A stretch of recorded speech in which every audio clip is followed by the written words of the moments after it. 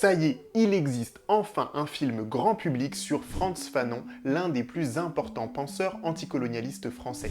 Mais saviez-vous qu'avant d'être un militant, Frantz Fanon est un médecin psychiatre? C'est important pour comprendre sa pensée, alors j'ai demandé au réalisateur de m'expliquer. C'était un scientifique, c'était un révolutionnaire, c'était quelqu'un qui avait peur de rien, de personne.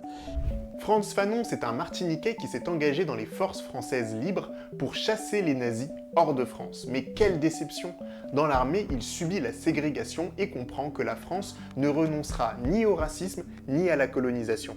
Après la guerre, il devient psychiatre. Il écrit le livre Peau noire, masque blanc, dans lequel il analyse l'impact du racisme sur les personnes noires en France.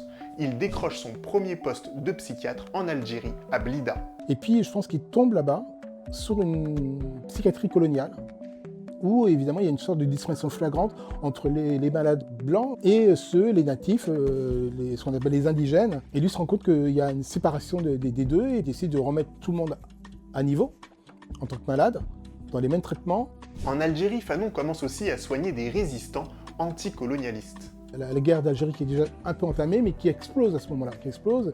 Et puis lui, évidemment, on voit aussi qu'il ne peut pas rester que à l'intérieur de son hôpital. Il décide aussi de sortir et de voir de quelle façon il peut aussi participer à cette indépendance, à cette évolution qui, pour lui, lui semble légitime, quoi. Donc il prend frais et cause avec le FLN.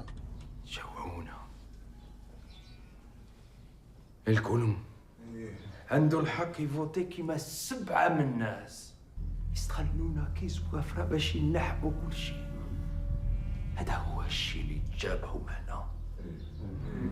L'histoire de Fanon est incroyable. C'est en vivant au cœur de cette violence coloniale et psychiatrique qu'il a développé sa pensée et qu'il écrit le livre Les damnés de la Terre, qui est encore aujourd'hui une référence pour tous les mouvements antiracistes dans le monde.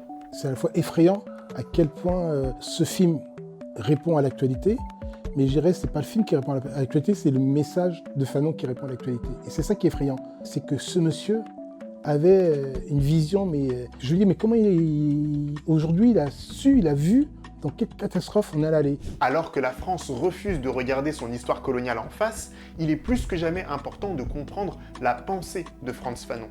Jean-Claude Barny s'est lancé dans cette aventure, avec Alexandre Bouillet dans le rôle de Frantz et Déborah François dans le rôle de Josie, sa femme.